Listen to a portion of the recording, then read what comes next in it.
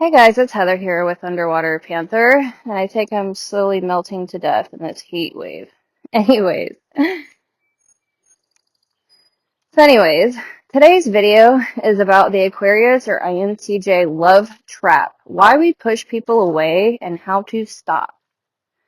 Do you ever push someone away the moment you start to actually care? Congrats, you might be an Aquarius or INTJ who just fell into the trap.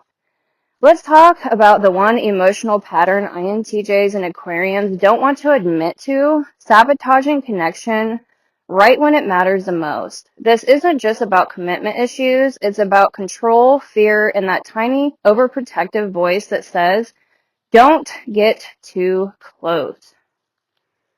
I need some shade. It's unreal.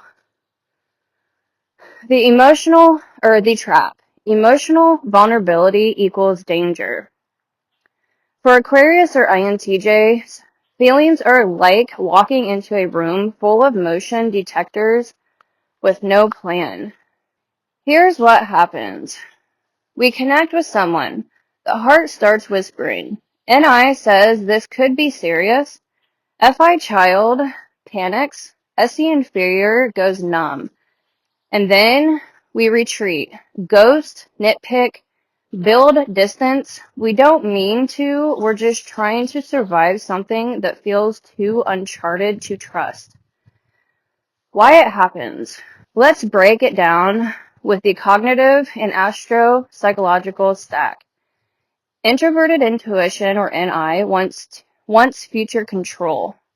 Introverted feeling child is delicate, sincere, but unsure what's safe. SE inferior makes intense physical, emotional moments overwhelming. Aquarius detachment means we intellectualize love instead of experiencing it. Pluto in fall adds an unconscious fear of emotional destruction. Bottom line, we don't fear love, we fear what love can take away. Freedom, focus, and emotional safety. How this shows up in real life. Nitpicking your partner's tone instead of addressing your own fear. Pulling away after intimacy because it felt too real. Creating arguments over logic to avoid feeling emotionally intense.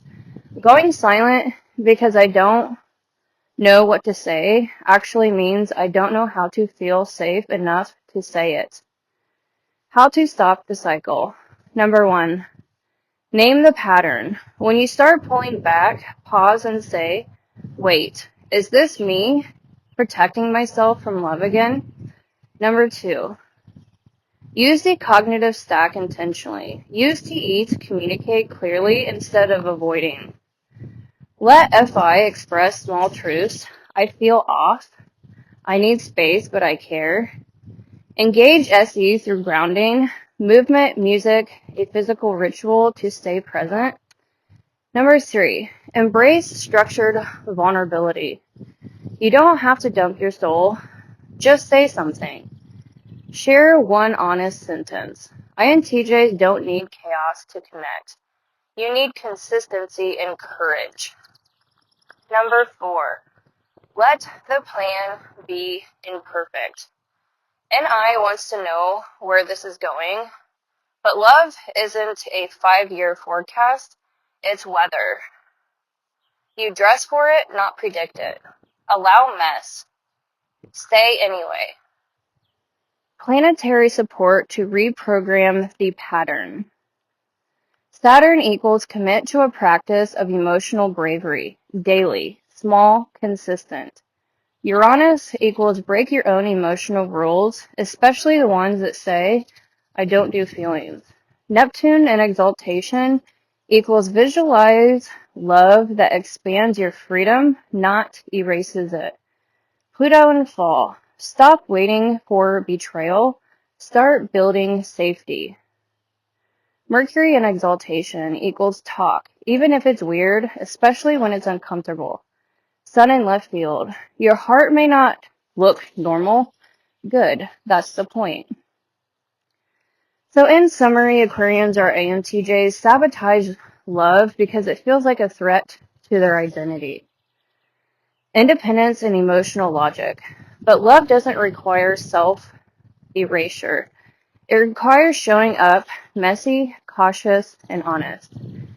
You can keep the freedom and let someone in. You just have to trust the world won't fall apart if you open the door a little wider. I hope you enjoyed this video. Please like and subscribe, and check out my ebooks in the description box below. I just recently launched my 187-page Aquarian or INTJ Astro-Psychological Deep Dive analysis ebook series. I'm very proud of it. It's my masterpiece on the mastermind. I've been working on my ebooks for about 8 years now. So, yeah, check it out if you're into this stuff. I'm very organized, and it's all visual, and it definitely starts from the very beginning and builds you up to where I am currently at. So, I wanted something like this a long time ago, and that's really why I have chose to write my own books. I'm an Aquarius or INTJ Mercury in the 11th house, Aries rising, Pisces Sun and Venus, Taurus, Mars. I'm ruled by Mars. So I first got into fitness, and that didn't really crack a human being open, psychologically, emotionally, and spiritually. And it was kind of just all about aesthetics. I bodybuilt for 12 years. I've always been extremely athletic, obviously. Check out the Elliott Hulse. Shout out to that Aries man who's been doing the spiritual work for a very long time, as well as combining the spiritual world and the fitness all together in a holistic way. But yeah, this stuff really gets into your mind and emotions, and when you're trying to do a huge self-transformation and work on your character development, it certainly starts in the mind. And so the better you can understand your mind and emotions, the better that you can flip that mental switch to completely change your life. And that is why I'm here. Anyways, done with the rambling. I hope to see you on the next video.